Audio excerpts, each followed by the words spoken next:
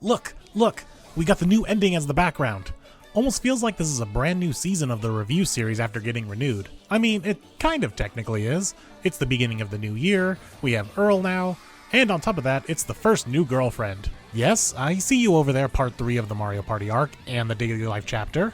I'm just gonna ignore that you two are technically the first chapters of the new year. I like this idea of this being the actual first chapter of the new year, so go back over to 2024. Now that the new year is here and we've got another lineup of 4 to 5 more girlfriends for 2025, let's jump right into it. I'm Moonlight150, and this is my overview of the latest manga chapter, Chapter 204, Hasu-san the Great Detective. Just like back in 2024, I won't be going over everything as I encourage you to go read the chapters for yourself to support the Scanlation team that brings us these chapters, as well as supporting the official release in your area of the manga and the anime where they are available. Now, the case is afoot. The chapter opens on a foreboding sky, and this is when I realized that it has never been bad weather at the school before. Like, it has rained a number of times in the series, but it's always been somewhere else. This is the first time we have had bad weather here at the school itself, but as Rentaro is daydreaming about his girlfriends, a cry of help is heard from a nearby classmate, as she proclaims that she has dropped her panties here a moment ago and is now insinuating that someone has picked them up. Best to be on the lookout for a tall skeleton with an afro. May I look at your panties?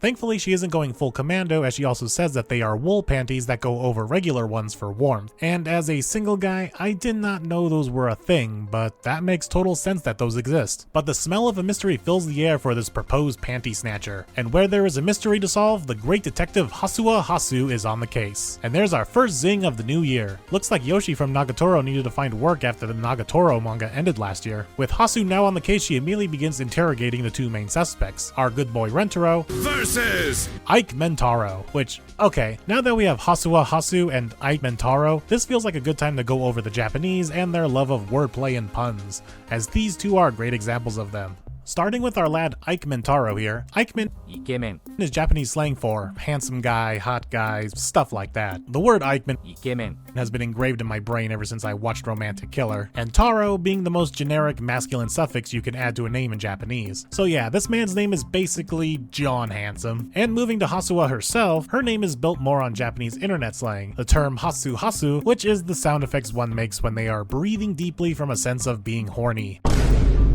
Hey yo, what the? Surely that won't have any implications on her character, right? Right, Nakamura? Back to the chapter itself, it turns out Hasu's main method of sniffing out clues is literally sniffing them out, as she begins sniffing Mentaro here and notices the smell of food on him, followed by the smell of H paper indicating he was also in the library recently, and it turns out she was correct. Covering her bases, Hasua also checks out the victim, noticing the stench of sweat on her and diet protein, indicating that she has been working on losing weight, which is how this whole situation started. She lost so much weight recently that her panties no longer fit her. I really need to stop saying the word panties.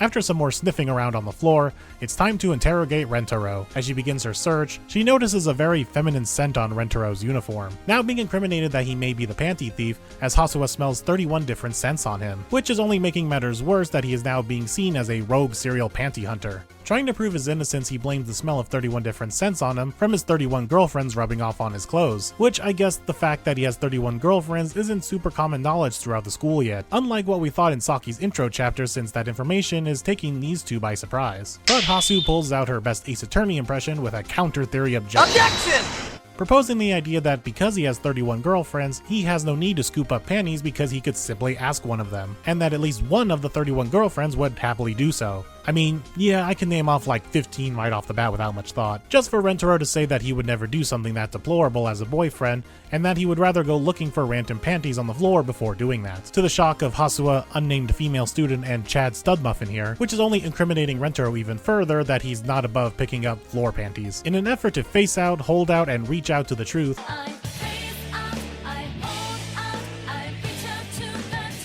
Hasu goes in for another sniffing examination on Rentaro, and this time she really gets into it, with multiple panels of her sniffing him up, leading right into the shot of her lovingly looking up at Rentaro, realizing that she loves his scent, and the confirmation that she does indeed have a smell fetish. Shame.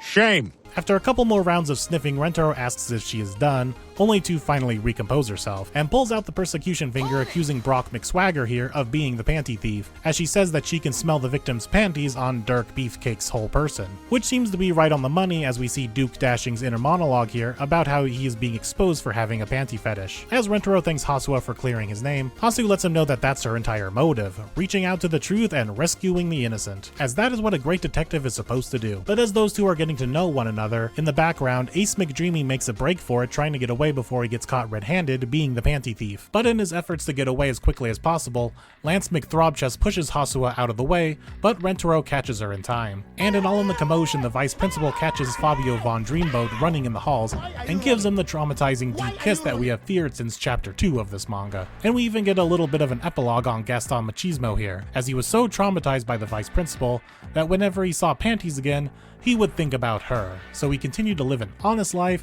and never stole panties again. Happy ending, I guess, of PTSD? As that all wraps up, Rentaro notices that Hasu has gone back to taking in Rentaro's smell, with not one, not two, but 3 full pages of her sniffing, until eventually Rentaro says that she needs to exhale at some point to, when she does, blurts out that she loves him, and says that it doesn't matter that he's fooling around with 31 other girls, because she wants to be fooled around with too just so she can continue to be around his scent. But Rentaro, being the Chad that he is, says that he doesn't fool around with love, and swears that he will do anything to make her happy beyond her wildest dreams, which is followed by a sweet panel of a girl in love to a degenerate asking him to bring out his armpits so she can get a good, taste? Whiff? I don't know. All I know is that we have another degenerate gremlin in the group. She's gonna be shaking up the down bad tier list for sure. And there we have it, the first official chapter of 2025.